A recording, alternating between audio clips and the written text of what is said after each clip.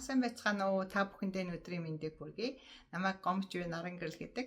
Би Америкийн нэгдсэн улс дахь Монгол эрдэмтэн судлаачдын нийгэмлэгийн ажлын багийн гишүүдийн нэг. За би Монгол улсад анагаах ухааны дээд сургуулийг хүүхдийн эмчийн мэргэжлэр төгсөөд эрүүл мэндийн шинжилгээ ухааны сургуулийн хүүхдийн болон өрхийн танхимд багшаар ажиллаж байсан. За мөн Англи улсад PhD доктор зэрэгээ хамгаалсан.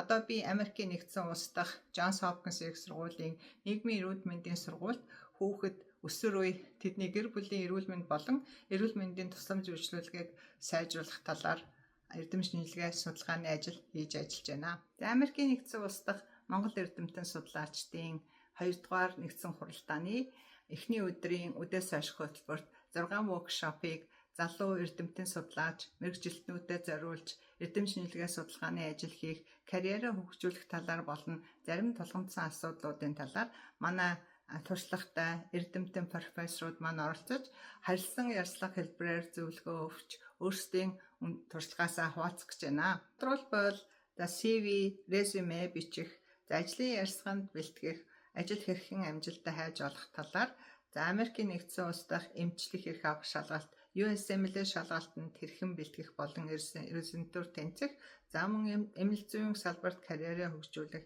төсөл хэрхэн амжилттай бичиж авах талаар, мөн түншлэн судлаачдаа зориулж виз, ногоон картыг хэрхэн авах талаар, мөн стандартчлалын талаар ерөнхий ойлголтуудыг энэ воркшопнуудын үеэр хүргэх болно. Та бүхнийг манай хуралд идэвхтэй оролцохыг уриалж байна.